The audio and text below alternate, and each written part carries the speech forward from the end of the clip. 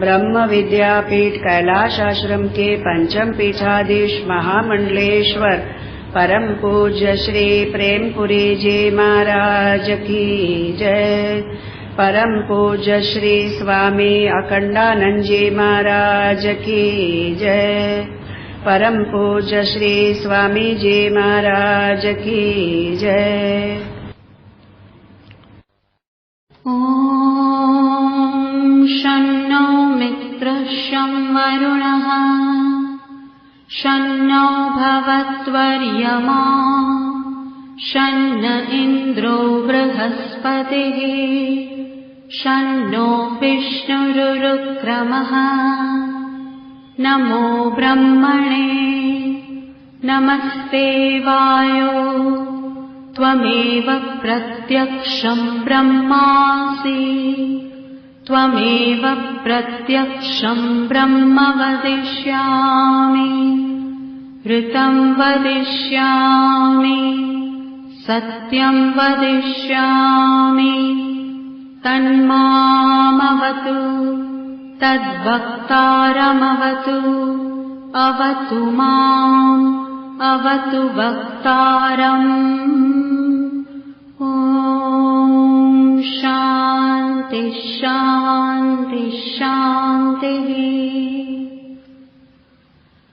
ॐ भद्रं कर्णेभिः शृणुयाम देवाः भद्रं पश्येमाक्षभिर्यजत्राः स्थिरैरङ्गैः सुष्ठुवागुंसस्तनूभिः व्यशेम देवहितं यदायुः।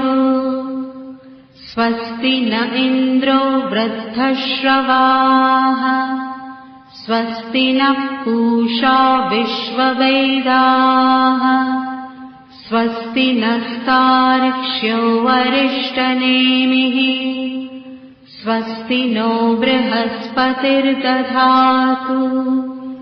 ॐ शान्ति शान्ति शान्तिः। ॐ सहना भवतु सहनौ भुनक्तु सह वीर्यं करवावहै तेजस्विनावधीतमस्तु मा विद्विषावहै। ॐ शान्ति शान्ति शान्तिः। ॐ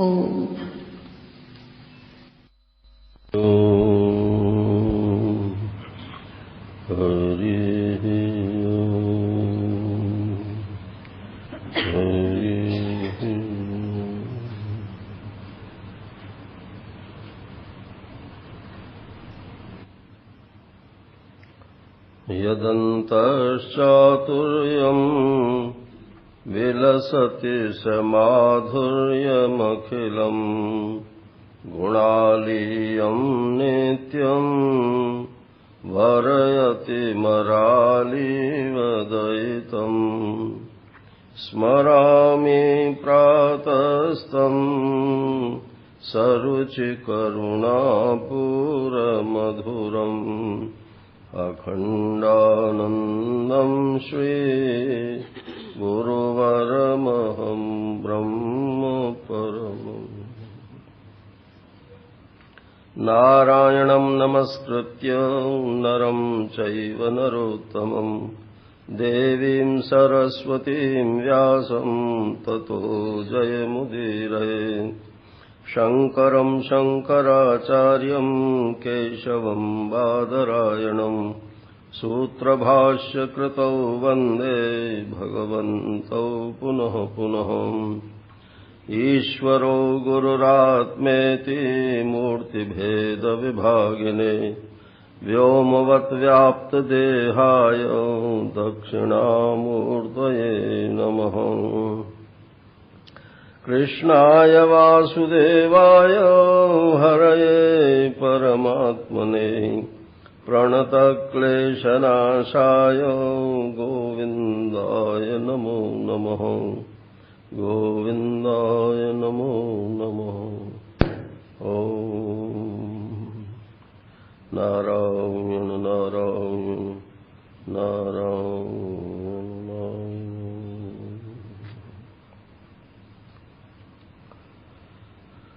सातवां मंत्र। नान्तः प्रज्ञम् न बहिष्प्रज्ञम् नो भयता प्रज्ञम् न प्रज्ञानघनम् न प्रज्ञम् नाप्रज्ञम् अदृष्टम् अव्यवहार्यम् अग्राह्यम् अलक्षणम् अचिन्त्यम् अव्यपदेश्यम् एकात्मप्रत्ययसारम् प्रपञ्चोपशमम् शान्तम् शिवम् अद्वैतम् चतुर्थम् मन्यन्ते स आत्मा स विज्ञेयः।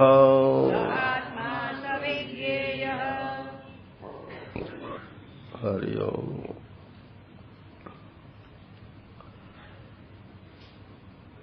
कल प्रमाणों की चर्चा हुई थी। प्रत्यक्ष प्रमाण का विषय संसार है, आत्मा या ब्रह्म नहीं है। इसलिए अनुमान, उपमान, अर्थापत्ति, अनुपलब्धि ये चूंकि अनुमान ही हैं सब, इसलिए इनका विषय भी आत्मा या ब्रह्म नहीं है। शब्द प्रमाण की गति की भी बात हुई कि शब्द प्रमाण में बहुत सारी बातें आती हैं, तो जो आत्मा और ब्रह्म की एकता में प्रमाण है उसको महावाक्य बोलते हैं, और जो सिर्फ आत्मा के बारे में बताता है वो आत्मा के बारे में प्रमाण है, और जो सिर्फ ये बताते हैं कि परमात्मा ऐसा है, उससे सृष्टि की उत्पत्ति होती है, पालन संहार होता है, उसमें ये गुण हैं, उसमें ये गुण हैं, तो वो सब ब्रह्म का वर्णन करते हैं, उनका विषय ब्रह्म है। लेकिन ये जो महावाक्य हैं, जैसे कि इस उपनिषद का अयम आत्मा ब्रह्म है, यही आत्मा ब्रह्म है, तो ये जो एकता मूलक प्रमाण है ये महावाक्य का क्षेत्र है। अब कहते हैं कि पूर्व पक्षी कहता है कि शब्द से क्यों ज्ञान नहीं हो सकता है। वाक्य की बात छोड़ो, शब्द से ज्ञान क्यों नहीं हो सकता? बोले इसलिए नहीं हो सकता है कि शब्द तो सिर्फ 5 तरीके से ही ज्ञान कराता है। तो बोले कैसे? कि जाति, गुण, क्रिया, संबंध और रूढ़ि, ये 5 तरीके से शब्द ज्ञान कराता है। जैसे मान लो कोई कहे कि ये मनुष्य है, तो दिख तो रहा है मनुष्य है, लेकिन ये मनुष्य है कहने का मतलब क्या है? कि ये पेड़ नहीं है, ये पशु नहीं है, माने ये मनुष्यों की एक जाति ही अलग है। जन्म से जिसके 2 हाथ पैर इत्यादि होते हैं वो मनुष्य कहलाता है, और जो 4 हाथ पैरों से खड़ा होता है, चलता है, वो पशु कहलाता है, और जो अंडे में से निकलता है और उड़ने लगता है थोड़ी देर में, वो पक्षी कहलाता है। तो हर एक जाति की अलग अलग विशेषताएं हैं ना। तो जाति माने जो जन्म से आती है, तो जन्म से हम सब मनुष्य हैं। अब जाति में भी फिर उपजातियां हो गई। बोले ये पुरुष हैं, ये स्त्री हैं। जाति तो एक है दोनों की, लेकिन ये पुरुष और स्त्री जो है ये उपजाति है। फिर उपजातियों में भी उपजातियां हो गई। बोले ये ब्राह्मण है, ये क्षत्रिय है, ये वैश्य है। ब्राह्मण का बेटा ब्राह्मण, जो जन्म से जाति मानते हैं वो ऐसे मानते हैं। जो कर्म से मानते हैं वो भी जाति तो मानते ही है ना, कर्म से ही सही। तो ये जातियों में उपजाति, उपजातियों में फिर उपजाति, ऐसे ये विभाग बढ़ता जाता है। अब आत्मा कहो या ब्रह्म कहो, आत्मा तो इन सब प्रमाणों के पीछे रहता है और ये सब प्रमाणों की गति जो है वो बाहर की ओर है, तो इसलिए आत्मा को ये विषय नहीं कर सकते। और आत्मा कहो या ब्रह्म कहो, वो तो अद्वितीय है। आपको 4 लक्षण ब्रह्म के बताए थे, सत्य चित आनंद और अद्वितीयता। दूसरा कोई उसमें है ही नहीं। जब दूसरा कोई है ही नहीं तो जाति भेद कैसे करोगे? इसलिए शब्द से जाति वाला पक्ष तो गिर जाता है। क्रिया तो बोले ये साहब अमुक कार्य करते हैं, अब ये उनका परिचय हो गया, ये भी एक ज्ञान का ढंग है। तो बोले आत्मा तो निष्क्रिय है, इसलिए उसमें क्रिया को लेकर के कोई विशेष, ये विशेष शब्द जो है ये पारिभाषिक है। विशेष माने स्पेशल नहीं हाँ, विशेष माने जो दूसरों से अलगाव करे उसको विशेष बोलते हैं। तो बोले ये इंजीनियर साहब है, तो ये क्रियावत्व जो है, क्रियापना जो है, इससे भी ज्ञान हो जाता है। तो बोले ये भी उसमें संभव नहीं है क्योंकि आत्मा निष्क्रिय है। अच्छा, गुण से भी उसका वर्णन करना संभव नहीं है कि आत्मा में या ब्रह्म में ये गुण हैं, क्योंकि जो सत्य वस्तु है वो निर्गुण होती है और असत वस्तु भी निर्गुणी होती है। आप विचार करके देख लेना, जो चीज है ही नहीं उसमें गुण की कल्पना ही तो होगी। जैसे रस्सी में सांप दिखता है तो हम सोचते हैं ये तो बड़ा जहरीला सांप है, तो वो जो उसका जहरपना है, वो जहरपना तब सिद्ध होगा जब सांप सिद्ध हो जाए। जब सांप ही नहीं है तो जहरपना कहां से सिद्ध होगा? तो गुण तो न मिथ्या वस्तु में होते हैं और न सत वस्तु में होते हैं, क्योंकि सत वस्तु निर्गुण होती है और मिथ्या वस्तु में गुण मालूम तो पड़ते हैं लेकिन वो निर्गुण में ही रहते हैं। ये पंचदशी में ये प्रश्न उठाया है कि ये बताइए आपके गुण निर्गुण में रहता है कि सगुण में रहता है? अब क्या ख्याल है, गुण निर्गुण में रहता है कि सगुण में रहता है? आप कहो कि गुण गुण में रहता है, सगुण में रहता है, तो फिर ये बताओ वो वाला गुण किस में रहता है? तो एक तीसरा सगुण मानना पड़ेगा। फिर बताओ वो तीसरा किस में रहता है? तो अंत में जाकर के क्या नाम है, क्या बोलते हैं इसको, अनवस्था, अनवस्था प्राप्त होगी। माने विचार कहीं रुकेगा नहीं। तो इसलिए ये विचार का दोष होता है। आप विचार तो कर रहे हो, काटते जा रहे हो, काटते जा रहे हो, काटते जा रहे हो और रुकते कहीं हो नहीं। इसको विचार नहीं बोलते हैं। अब मैं नाम लेके ही बोल देता हूं, आप जय कृष्णमूर्ति का साहित्य पढ़ो तो बस वहां काटम काट तो है लेकिन पहुंचना कहां है ये उसमें पता नहीं चलता। आप बौद्ध सिद्धांतों को पढ़ो तो उनमें भी काटम काट ही है, लेकिन जो उसका अधिष्ठान है वहां जब तक नहीं पहुंचाता तब तक निषेध होता ही नहीं है। अभी उसकी बात पे आएगी। तो बोले ठीक है, जाति गुण क्रिया, अब एक संबंध से भी ज्ञान होता है। बोले संबंध, आप एक्स को जानते हो, वाई को नहीं जानते, तो जनाने वाला कहता है करे ये एक्स के भाई साहब हैं, बड़े भाई हैं। तुम्हारे जिसको आप जानते हो उससे संबंध जोड़ करके और उसका ज्ञान हो जाता है। अब जब अद्वितीय है तो नारायण किसके साथ संबंध होगा? असंग है आत्मा और ब्रह्म तो किसके साथ संबंध होगा? तो संबंध से भी ज्ञान नहीं हो सकता है। और बोले रूढ़ी, रूढ़ी माने चाहे उसमें वो गुण ना हो जो शब्द का अर्थ है, लेकिन एक नाम पड़ गया, ये कौन है? बोले ये साहब सेठ हैं।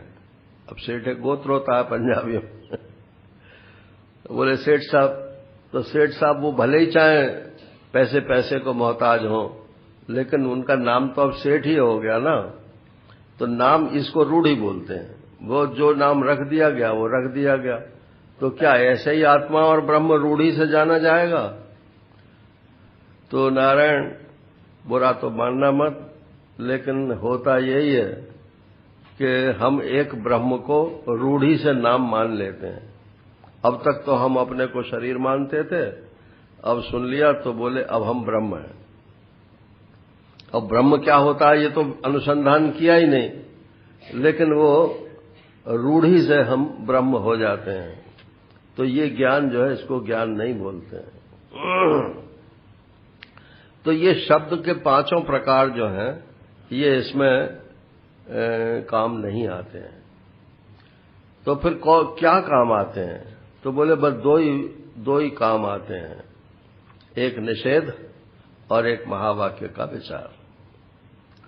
निषेध से वैराग्य होता है, ये बात आप इसको पकड़ो।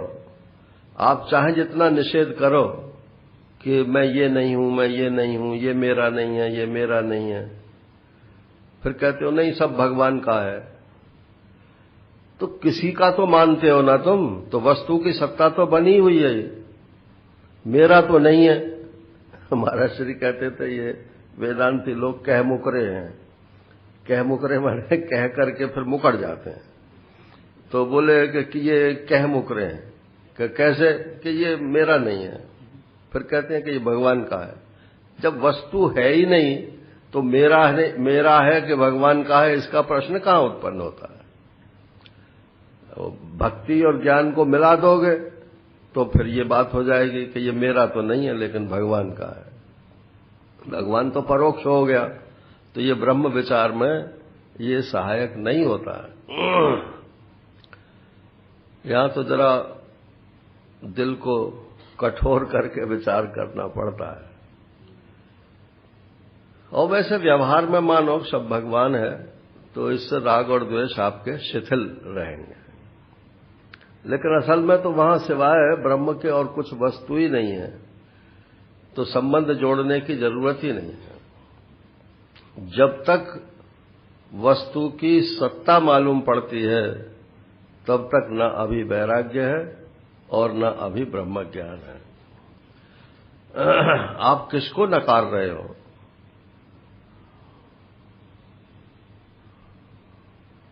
अच्छा, कोई कहे कि ये सांप नहीं है तो आपको ज्ञान हो गया क्या? वो जो थरथराहट थी सांप जान के जो डर रहे थे कि हमको डस लेगा, बस वो थरथराहट दूर हो गई आपकी। सो वो भी तभी तक जब तक उस जनाने वाले में विश्वास है, और जब जैसे ही विश्वास ढीला पड़ जाएगा या दूसरा कोई और बड़ा आदमी आके कह दे अरे नहीं इसको क्या मालूम, मैंने देखा है तो सांप ही है, तो उसकी बात छोड़ देंगे और फिर अपने ही प्रत्यक्ष ज्ञान पर आधारित जो ज्ञान है उसी को फिर पकड़ लेंगे। तो नेति नेति जो है इसमें, इस नेति नेति से वैराग्य होता है। शरीर मेरा नहीं है ये तो ठीक है, और शरीर मैं नहीं हूं ये भी ठीक है, क्योंकि शरीर है ही नहीं, इसलिए न ये मैं हूं न ये मेरा है।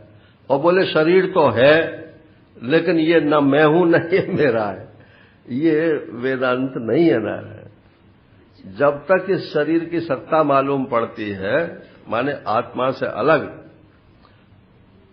तब तक अभी विचार जो है आधा है। तो शुरू करने के लिए तो ठीक है कि न ये शरीर मैं हूं न ये शरीर मेरा है। अब वो जो छोटी छोटी प्राइमरी की किताबें हैं ना, तो उनमें लिखा है न ये शरीर मैं हूं न ये शरीर मेरा है, ये शरीर तो पंचभूतों का है। अच्छा, तो पंचभूत किसके? कहीं न यानी निषेध की पद्धति यह है कि जो निषेध का अधिष्ठान है, मैं शायद पहले भी सुना दिया हो, ये अर्ध सत्य वाक्य है। संसार मिथ्या है, संसार है ही नहीं, ये अर्ध सत्य, ये पूरा सच्चा नहीं है। पूरे सच्ची बात क्या है कि मुझ आत्मा ब्रह्म में ये संसार नहीं है। ये बोलो तब तो बात सच्ची है, और सिर्फ ये बोलो कि संसार नहीं है तो ये बात झूठी है ना। इससे न कभी वैराग्य होगा और न कभी ब्रह्म ज्ञान होगा। माने निषेध का जो अधिष्ठान है ये चीज किसमें नहीं है? सांप नहीं है या रस्सी में सांप नहीं है? सांप तो अन्यत्र है ही है, तभी तो आपके स्मृति में आ रहा है, चाहे वो संस्कार रूप से हो, लेकिन सांप की सत्ता तो आपकी चित्त में बैठी हुई है। तो रस्सी में सांप नहीं है। जब ये ज्ञान हो जाता है प्रकाश होने पर कि ये तो रस्सी है, यहां तो सांप है ही नहीं, तो वो पहला वाला जो सांप का ज्ञान था वो निकल जाता है। तो ऐसे ही निषेध, ये नेति नेति जो है, ये निषेध तो है, परंतु इसका निषेध करोगे किसमें? किसमें करोगे? तो बोले आत्मा में नहीं है, ब्रह्म में नहीं है। और इसमें भी मुझ और लगा दो, मुझ आत्मा ब्रह्म में ये शरीर नहीं है, मुझ आत्मा ब्रह्म में ये मन नहीं है, बुद्धि नहीं है, प्राण नहीं है, और ये प्रपंच नहीं है। ये ब्रह्म विचार की शैली है। तो अब भाष्यकार कहते हैं कि अच्छा, ये नान्तः प्रज्ञम न बहिष्प्रज्ञम जो मंत्र है, इसमें सब नन्ना ही नन्ना है ना, नन्ना नन्ना नन्ना, ये नाना नाना नानी जो होते हैं, इनको नाना नानी क्यों बोलते हैं? नाना, ये अनेकता का मूल है। वही अगर वो लड़की पैदा न होती नारायण, तो नाना तो कहां से आता? तो ये माया देवी यदि पैदा न होती तो ये संसार का नानात्व जो है ये कहां से आता? पुरुष तो सिर्फ बीज देता है, बाकी तो सारा काम स्त्री का ही है। वही धारण करती है, वही उसको पाल पोस करके बड़ा करती है नारायण। तो ये इसीलिए वो नाना नानी है। अच्छा, और ये मामा मामी क्या है?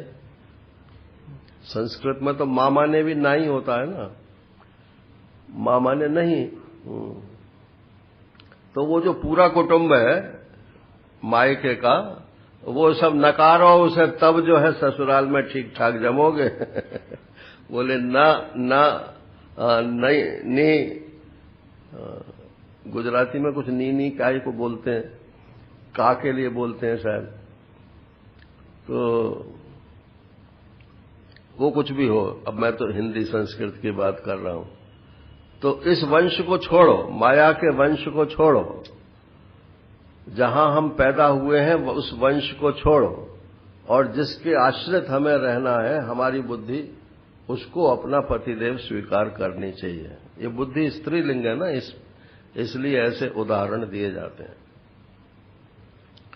अच्छा, तो अब कहते हैं कि ठीक है, ये नान्तः प्रज्ञम, ये आत्मा जो है न तो भीतर की ओर बुद्धि वाला है, न बाहर की ओर बुद्धि वाला है।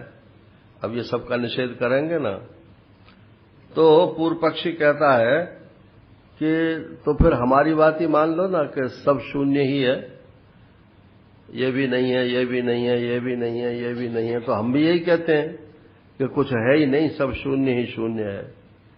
तो ये वाक्य भाष्य का जो है, वैसे बहुत जगह है, लेकिन जहां हो वहां इसको नोट कर लेना चाहिए। मिथ्या विकल्पस्य निर्निमित्तत्वात् अनुपपत्तेः। मिथ्या वस्तु का जो आधार है, अधिष्ठान है, वो हमेशा सत्य होना चाहिए, तभी हम उसको मिथ्या कह सकते हैं। शून्य में शून्य है, इसका ये अर्थ नहीं है, ये वेदांत सिद्धांत नहीं है कि संसार नहीं है। वेदांत सिद्धांत ये है कि परमात्मा में ये संसार नहीं है, आत्मा में ये संसार नहीं है। बिना किसी निमित्त के कोई भी मिथ्या विकल्प, भ्रांति, भ्रम नहीं हो सकता। झूठहु सत्य जाहि बिनु जाने, जिम भुजंग बिन रजु पहचाने। जिह जाने जग जाय हिराई, जागे जथा स्वपन भ्रम जाए। ये तुलसीदास जी ने अद्वैत वेदांत का सिद्धांत सरल भाषा में लिख दिया।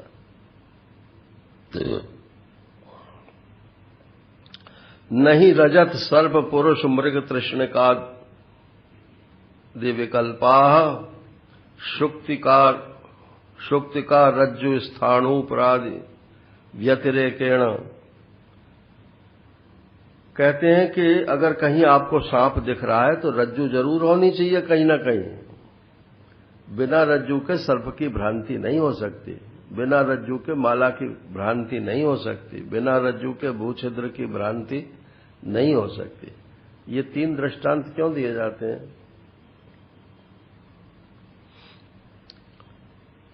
सांप, माला और भूछिद्र, तो ये 3 दृष्टांत क्यों दिए जाते हैं?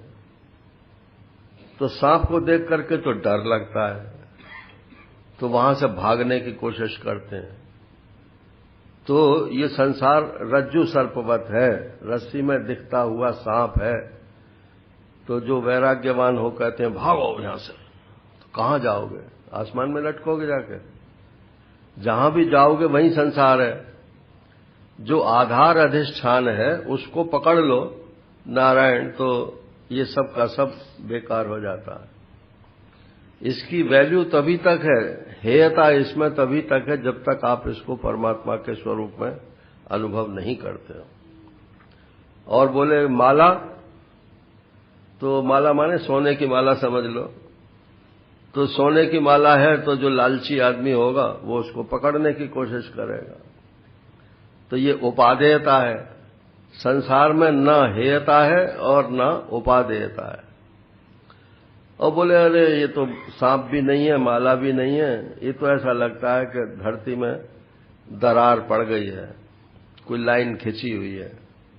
तो उसे नजरअंदाज करके और आदमी चला जाता है। इसको बोलते हैं उपेक्षा। तो संसार में तीनों दृष्टियां जो हैं ये सदोष हैं। चाहे हेयता की दृष्टि हो, चाहे उपादेयता की दृष्टि हो, और चाहे उपेक्षणीयता की दृष्टि हो। ये भी तुलसीदास जी ने विनय पत्रिका में लिखा है कि हे उपादेय और उपेक्षणीय, ये तीनों दृष्टियां जो हैं सदोष हैं। ये उसके अधिष्ठान को ना जानने के कारण संसार में ये 3 राग और द्वेष होते हैं। इसलिए ये 3 दृष्टांत दिए जाते हैं। अच्छा, और 3 दृष्टांत और दिए जाते हैं। ये वेदांत की बातें समझने योग्य हैं।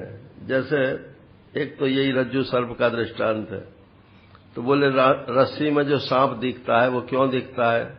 कि मंद अंधकार के कारण दिखता है। न तो घटाटोप अंधकार हो तब भी नहीं दिखेगा, और अगर बिल्कुल चमाचम उजाला हो तब भी नहीं दिखेगा। थोड़ा अंधकार हो और थोड़ा उजाला हो तब रस्सी में भ्रांति होती है सर्प की। अब बोले ये शुक्तिका सीपी में जो चांदी का भ्रम होता है ये कैसे होता है? तो ये न तो अंधेरे में होता है और न ये मंद अंधकार में होता है। ये तो सूरज जब बिल्कुल चांद के ऊपर हो और सामने सीपी सफेद सफेद दिखलाई पड़े तब रस्सी में उसमें शुक्तिका में सीपी में चांदी का भ्रम होता है। माने केवल अंधकार ही भ्रम का हेतु नहीं है, प्रकाश भी भ्रम का हेतु हो जाता है। अच्छा, और ये दर्पण में जो आप अपना मुख देखते हो, बिंब प्रतिबिंबवाद, तो इसमें जो प्रतिबिंब है ये सच्चा है कि झूठा है? तो झूठा ही सब जानते हैं, लेकिन अपने मुख को चूंकि हम सीधे सीधे नहीं देख सकते हैं, इसलिए वाया दर्पण जो है उसको देखते हैं। और फिर आपका मुंह देखा हमने और सीधा आपको भी देख लिया, फिर आपका मुंह दर्पण में हमने देखा और फिर उसकी तुलना कर ली, और फिर कहते हैं जैसे आपका मुख इसमें सच्चा दिख रहा है ऐसे ही मेरा मुंह भी इसमें सच्चा दिख रहा है। लेकिन यदि हम दूसरे का मुंह न देखें, उसमें सिर्फ अपना ही मुंह देखें, तो आपको तो पता ही नहीं चलेगा कि ये मेरा मुंह है या किसका मुंह है। तो यद्यपि वो प्रतिबिंब मिथ्या है, परंतु मिथ्या के दर्शन से भी सत्य का बोध हो सकता है। तो ये संसार के दर्शन से भी परमात्मा की प्राप्ति होती है। भाष्यकार ने लिखा है कि अगर ये संसार न होता या अगर ये शरीर न होता तो आत्मा और परमात्मा को जानने का कोई साधन ही आपके पास नहीं होता। ये तो भगवान ने विज्ञापन कर दिया है अपना। कोई फैक्ट्री में माल तो तैयार करे और उसका विज्ञापन न करे, तो बना बना कर रखते जाओ नारायण, बिकेगा तो नहीं हो। तो भगवान ने अपना विज्ञापन करने के लिए ये इतनी चित्र विचित्र सृष्टि बनाई है। इसको देखो और भगवान की याद करो। इसमें हे उपादेय और उपेक्षणीय दृष्टि रखने की जरूरत नहीं है। वो तो अपना अपना व्यवहार है, जैसा व्यवहार जिसका हो, और वो भी सहज हो। ये आरोपित व्यवहार जो होते हैं वो बहुत दिन तक चलते नहीं है नारायण। तो कहते हैं भाई तुम जो कह रहे हो कि सब शून्य ही है, तो वो तो हम मानने को तैयार नहीं है, क्योंकि शून्य भी जो है किसी न किसी अधिष्ठान की अपेक्षा रखता है।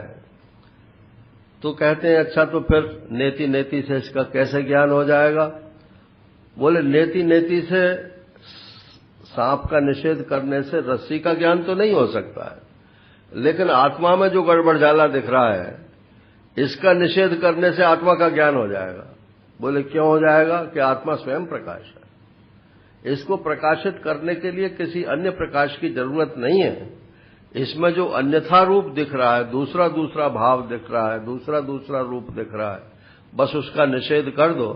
स्वयं प्रकाश आत्मा तो नारायण जगमग जगमग सबके हृदय में विराजमान है। उसके ऊपर कोई आवरण नहीं है, सारे आवरण बुद्धि के ऊपर हैं। सूरज को क्या कोई बादल ढक सकता है? अरे हजारों गुना बड़ा तो धरती से है वो, और ये जो बादल हैं ये तो धरती से भी जन्म अत्यंत छोटे हैं। वो सूर्य को कैसे ढक लेंगे? लेकिन ढक जाता है सूर्य। तो बोले सूर्य नहीं ढकता है, सूर्य से जो रोशनी हमारी आंख में आ रही थी, हमारी आंख ढक जाती है। तो आंख के ढकने से जैसे इतना बड़ा सूर्य मूंदहूं आंख कतहूं कछु नाही, लक्ष्मण जी ने कहा परशुराम से। परशुराम जी ने कहा इस बालक को हमारी आंख से दूर करो। तो लक्ष्मण जी ने कहा अपनी आंख बंद कर लो। मूंदहूं आंख कतहूं कछु नाही, अपनी आंख बंद हो जाए तो कहीं कुछ है ही नहीं ना। तो निरधिष्ठान कोई भी भ्रांति नहीं होती है। इसलिए आत्मा में जो कुछ भी दिख रहा है अन्यथा रूप से, उसका निषेध कर देने से आत्मा का ज्ञान हो जाता है। इसलिए यह 7वें मंत्र की प्रवृत्ति है। अब एक बात और उठाते हैं कि कुछ इसके जानने से कुछ मिलेगा भी, या बस ऐसे ही महाराज श्री बोलते थे कि गलगुच्चन कर रहे हो तो गलगुच्चन माने भाई गाल बजा रहे हैं और क्या, जीव कटाकट। तो घटपट मट करते करते सारी जिंदगी बीत गई। तो बोले कुछ मिला भी, कुछ मिलेगा? तो वो तो आपको मालूम ही है कि जिसकी जैसी प्रवृत्ति होती है, स्वभाव होता है, उसकी वही प्रवृत्ति होती है। तो वो कोई लाला जी थे तो उसमें अंधे कुएं में गिर गए। तो अब उसमें उनको निकालने के लिए जब उन्होंने हल्ला मचाया तो किसी ने ऊपर से कहा कि लाओ मैं निकालता हूं। तो उसने कहा कि अब वो ऊपर को हाथ तो करके हल्ला मचा ही रहा था। तो बोले लाला हाथ दे। अब वो लाला जो है ऊपर को तो हाथ करे और फिर नीचे को कर ले, फिर ऊपर को करे, फिर नीचे कर ले। उसका जो ऊपर दूसरा साथी था उसने कहा हट तू हट यहां से, मैं निकालता हूं इसको। तो बोले लाला हाथ ले।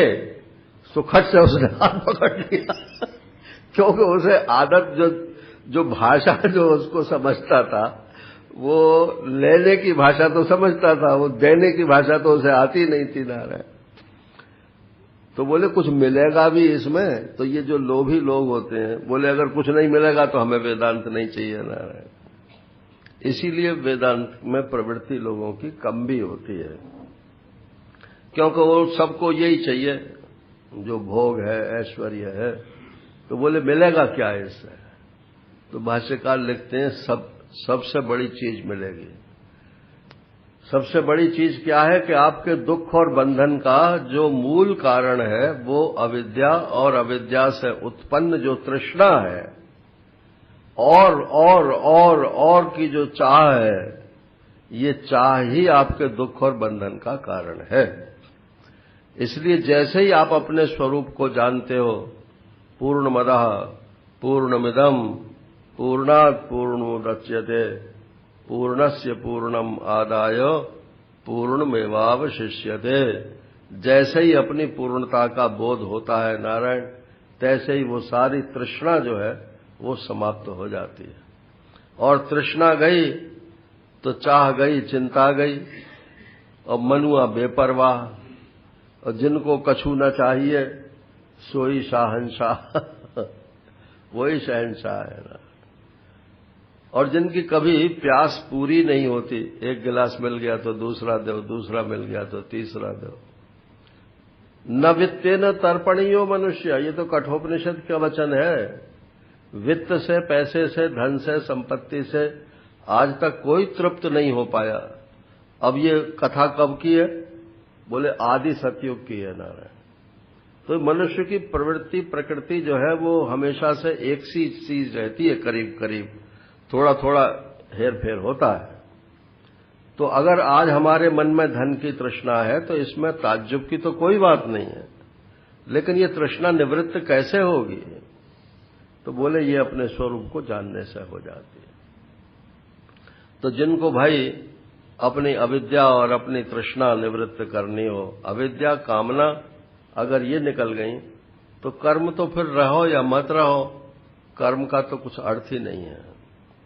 कर्म जो बांधता है वो कामना पूर्वक किया हुआ कर्म बांधता है, और कर्ता पूर्वक किया हुआ कर्म बांधता है। कर्म को बांधने में दो बातें होनी चाहिए, एक तो उसका कर्ता होना चाहिए परिच्छिन्न, और एक उसमें कामना होनी चाहिए। तो ये गीता जी की जो पकड़ है इसमें कर्म की, वो अद्भुत है। उन्होंने कहा कि आप फल को त्याग दीजिए, तो कामना गई ना, और ईश्वर के अर्पित कर दीजिए, तो कर्तापन शिथिल हो गया। और वास्तव में ही अर्पित हो गया यदि, तो कर्तापन भी समाप्त हो गया। अब तो बस एक सेकंड की देर है ना, मिनट की भी नहीं, अपने स्वरूप को समझने के लिए। तो ये निष्काम कर्म के दो ही हिस्से हैं, फल का त्याग और अपने कर्तापन का समर्पण। किसके प्रति? ईश्वर के प्रति। और वो ईश्वर क्या है? वो मेरा आत्मा है, ये अंत में जाकर के मालूम पड़ जाता है। तो निष्काम कर्म योग करने से तत्व ज्ञान की योग्यता मनुष्य के मन में आ जाती है। अब ये कैसे मालूम पड़ जाता है उसकी बात कह रहे हैं कि अब निषेध करना सीखो। न अंतः प्रज्ञम न बहिष्प्रज्ञम, यहां से ये मंत्र प्रारंभ होता है। अब देखो क्या बताना चाहते हैं।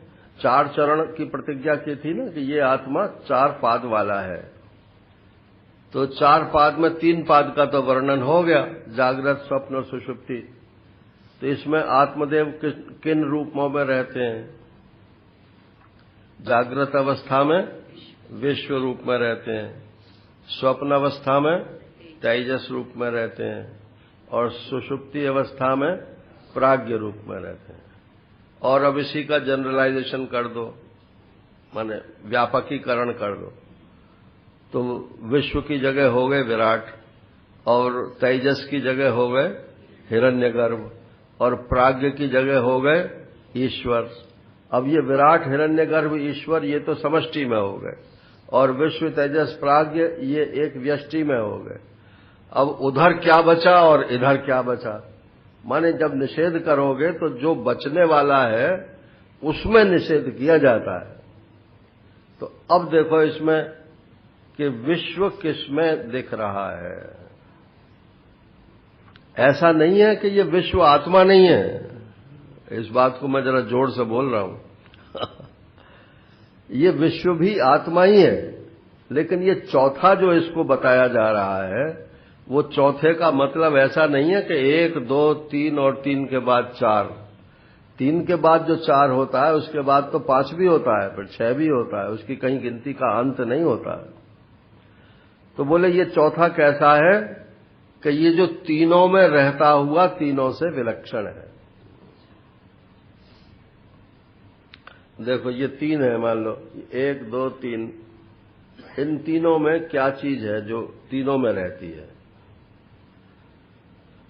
समझ लो मेरा हाथ है, आकाश की उपमा अभी मैं नहीं दे रहा। ये जो मेरा हाथ है, ये हाथ तीनों में व्याप्त है ना, हाथ के ही हिस्से हैं ये। तो ये 1, 2, 3 ये तीनों हो गए हाथ में। अब हाथ माने तो उंगली नहीं होता है। अब देखो कि हाथ में ये तीनों हैं क्या? तो बोले हाथ की दृष्टि से तो तीनों नहीं है। हाथ को पहचानना होगा तो इन 3 पर से दृष्टि हटानी होगी। और जब तीनों पर से दृष्टि हट गई, दृष्टि हटने की बात है, जब हट गई, हाथ पहचान में आ गया कि हाथ से अलग तो ये तीनों कभी थे ही नहीं, हो ही नहीं सकते हैं। तो ये नारायण विश्व भी तुरीय है, और तेजस भी तुरीय है, और प्राज्ञ भी तुरीय है। ऐसे ही विराट हिरण्यगर्भ ईश्वर, ये भी सब तुरीय हैं, ब्रह्म है। तुरीय माने होता है, तुरीय शब्द तो सुना है आपने, लेकिन इसका अर्थ क्या होता है? तो बोलिए चतुरीय शब्द है, चौथा, चतुर्थ। तो उसमें चकार का लोप हो करके ये तुरीय शब्द का निर्माण हुआ है। तो तुरीय माने चौथा, चतुरीय। चतुर से नहीं है ये, चतुर्थ से है। तो तुरीय माने चौथा। तो चौथा माने जो 3 में रहता हुआ 3 से विलक्षण है। अगर कोई और चौथी अवस्था होती तो फिर इसके लिए चौथा शब्द का प्रयोग नहीं होता, फिर इसका 5वां बोलते। चारों में रहता हुआ, चारों से विलक्षण। अब अवस्था ही 3 होती हैं तो करें क्या? अब भगवान ने 3 ही अवस्थाएं दी हैं, जागृत, स्वप्न, सुषुप्ति। समाधि का समावेश सुषुप्ति में हो जाता है, मनोराज्य का समावेश स्वप्न में हो जाता है, और जागृत तो जागृत है ही है।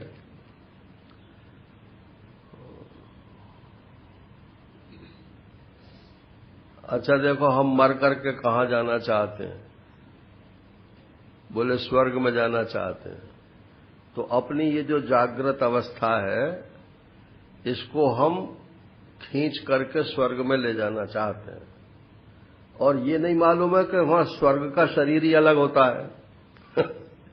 वो ये शरीर तो रहेगा ही नहीं, वहां तो स्वर्ग का नया शरीर होगा, वहां नई बुद्धि होगी, वहां नई इंद्रियां होंगी, उससे आप स्वर्ग का मजा लोगे।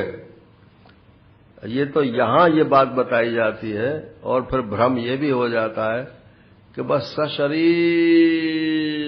हम वहां स्वर्ग में पहुंच जाना है। हाँ, ऐसा नहीं है, तो सब यहीं छोड़कर जाना पड़ता है।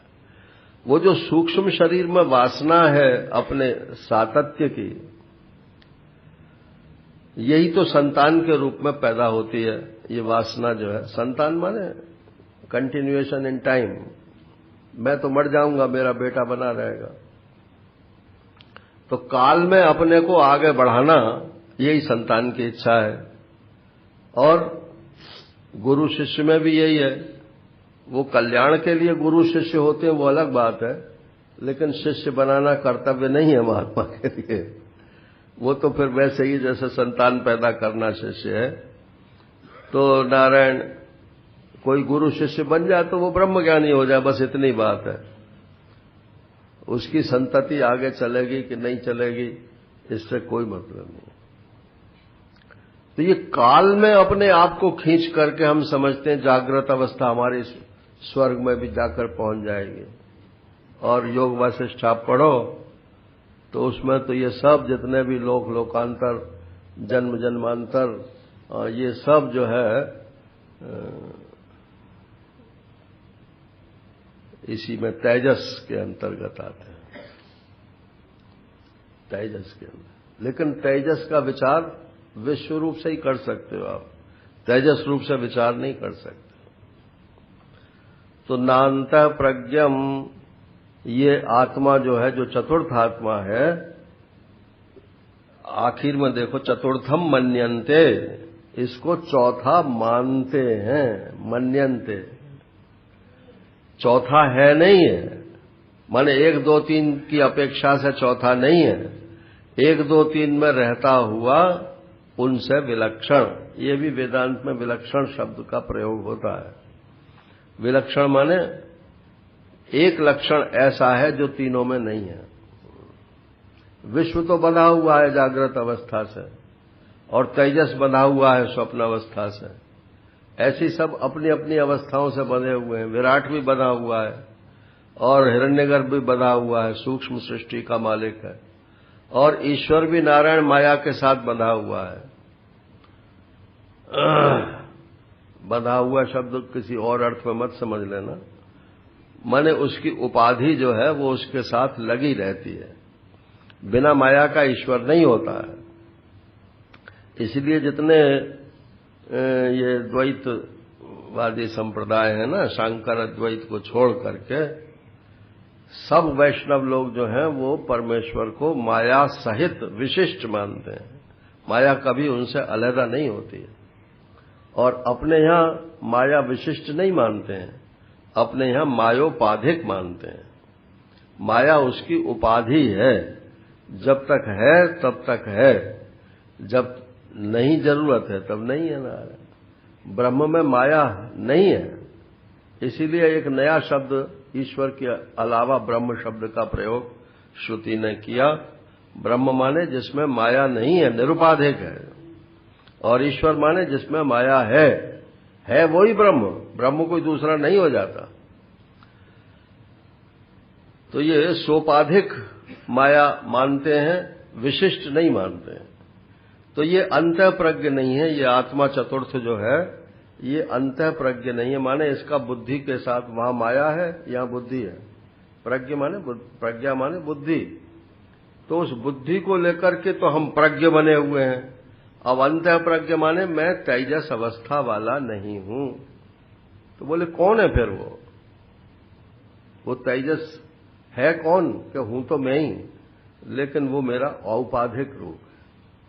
ये निषेध का तरीका है ही नहीं, ये निषेध का तरीका नहीं है। मुझ आत्मा में जब तक ये उपाधि प्रतीत होती है तब तक ये विश्व तेजस प्राज्ञ भी प्रतीत होते रहेंगे। लेकिन जब ये तीनों उपाधियों का बाध हो जाएगा तब हम निरुपाधिक ब्रह्म के रूप में स्थित रहेंगे।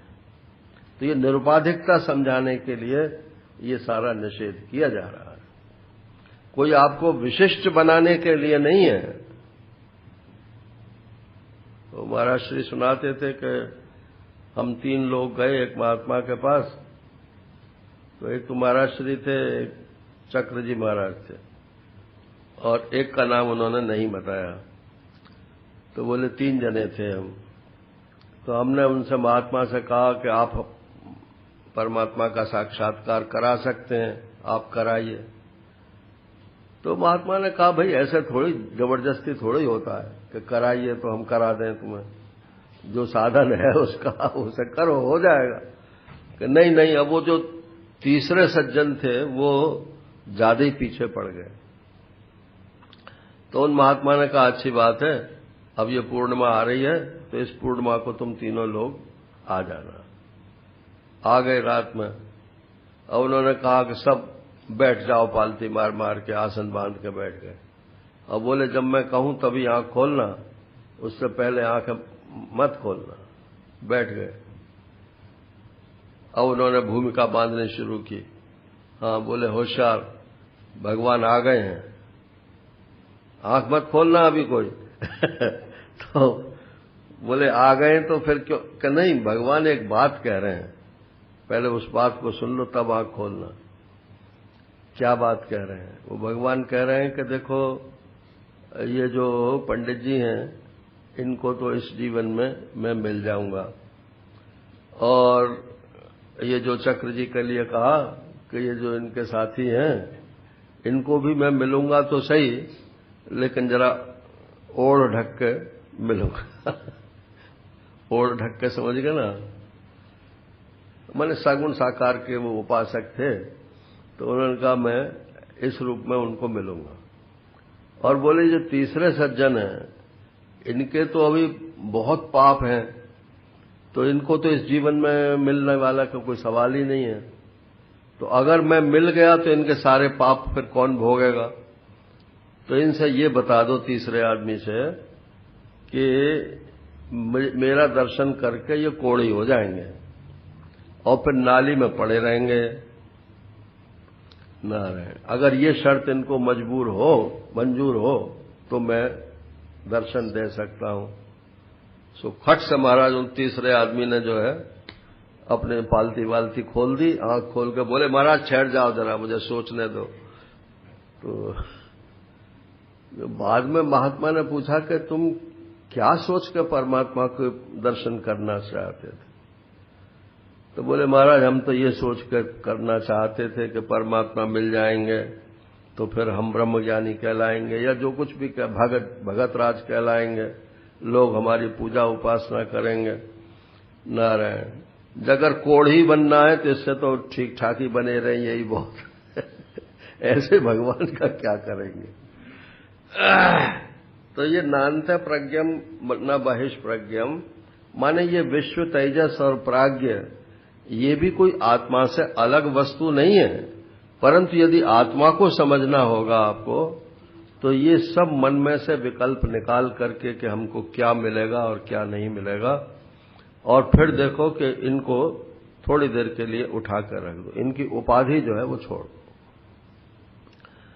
उपाधि के त्याग में सारा निषेध है, और त्याग मन बुद्धि से ही होना है।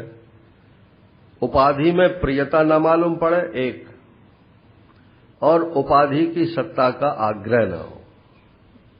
ये शब्द जो हैं, अब हम तो जरा मैथमेटिक्स के आदमी रहे ना, तो इसलिए थोड़े शब्द बोलने की आदत है। उपाधि में प्रियता न हो, और उपाधि में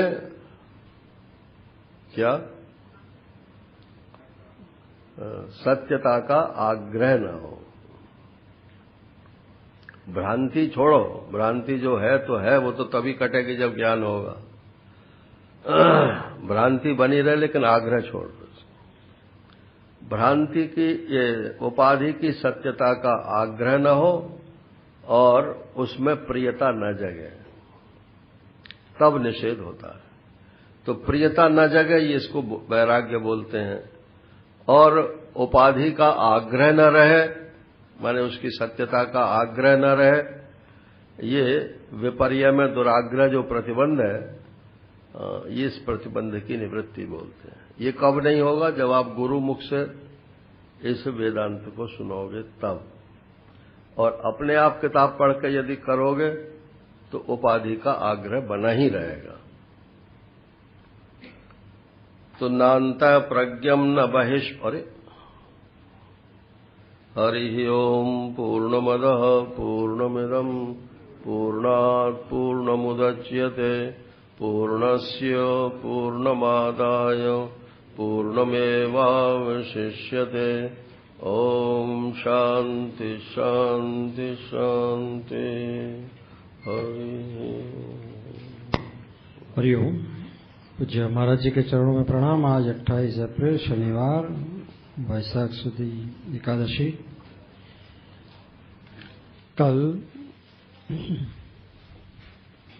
तो नहीं होगी। कल जो भी यहाँ वो प्रश्नोत्तरी का पेपर देना चाहे वो कल तक पहुंचा दे। अब शांति पाठ होगा। हरिओम। वसुदेव सुतं देवं कंसचाणूरमर्दनं देवकी परमानन्दम् कृष्णं वन्दे जगद्गुरुम्। ॐ श्री परमात्मने नमः। अथ 12 अर्जुन उवाच एवं सततयोक्ताये भक्तास्त्वां पर्युपासते ये चाप्यक्षरमव्यक्तं तेषां के योगवेत्तमः। श्रीभगवान् उवाच मय्यावेश्य मनो ये मां नित्ययुक्ता उपासते श्रद्धया परयोपेतास्ते मे युक्ततमा मतः। ये त्वाक्षरमनिर्देशम् अव्यक्तं पर्युपासते सर्वत्र गमचिन्त्यं च कूटस्थमचलं ध्रुवम् सन्नियमेन्द्रियग्रामं सर्वत्र समबुद्धयः ते प्राप्नुवन्ति मामेव सर्वभूतहिते रतः। क्लेशो अधिकतरस्तेषाम् अव्यक्तासक्तचेतसाम् अव्यक्ता हि गतिर्दुःखम् देहवद्भिरवाप्यते।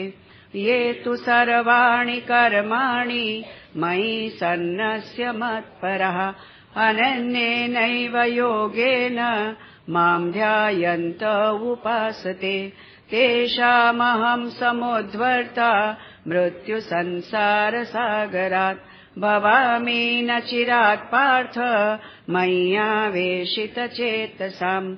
मय्येव मन आधस्त्व मयि बुद्धिं निवेशय निवसिष्यसि मय्येव अथ ऊर्ध्वं न संशयः। अथ चित्तं समाधातुं न शक्नोषि मयि स्थिरम् अभ्यासयोगेन ततो मामिच्छाप्तुं धनञ्जय। अभ्यासेऽप्यसमर्थोऽसि मत्कर्म परमो भव मदर्थमपि कर्माणि कुर्वन् सिद्धिमवाप्स्यसि। अथैतदप्यशक्तोऽसि कर्तुमद्योगमाश्रितः सर्वकर्मफलत्यागं ततः कुरु यतात्मवान्। श्रेयो हि विशिष्यते ध्यानात् कर्मफलत्याग त्यागा शान्तिरनन्तरम्। अद्वैष्टा सर्वभूतानां मैत्रः करुण एव च ममो निरहङ्कारः समदुःखसुखक्षमी सन्तुष्टः सततं योगी यतात्मा दृढनिश्चयः। मय्यर्पितमनो बुद्धिर्यो मद्भक्तः स मे प्रियः। यस्मान्नो द्विजते लोको लोकान्नो द्विजते च यः। हर्षां हर्षभयोद्वेगैर्मुक्तो यः स च मे प्रियः। अनपेक्षः शुचिर्दक्ष उदासीनो गतव्यथः सर्वारम्भपरित्यागी यो मद्भक्तः स मे प्रियः। यो न हृष्यति न द्वेष्टि न शोचति न काङ्क्षति शुभाशुभपरित्यागी भक्तिमान्यः स मे प्रियः। समः शत्रौ च मित्रे च तथा मानापमानयोः शीतोष्ण सुखदुःखेषु समः सङ्गविवर्जितः। तुल्यनिन्दास्तुतिर्मौनी सन्तुष्टो येन केनचित्। अनिकेतः स्थिरमतिर्भक्तिमान् मे प्रियो नरः। ये तु धर्म्यात्मृतमिदम् यथोक्तम् पर्युपासते श्रद्धाना मत्परमा भक्तः तेतीव मे प्रियः। हरि ओम् तत्सदिति श्रीमद्भगवद्गीतासु उपनिषत्सु ब्रह्मविद्यायां योगशास्त्रे श्रीकृष्णार्जुनसंवादे भक्तियोगो नाम 12 श्रीकृष्णार्पणमस्तु। वसुदेवसुतं देवं कंसचाणूरमर्दनं देवकी परमानन्दं कृष्णं वन्दे जगद्गुरुम् ॐ पूर्णमद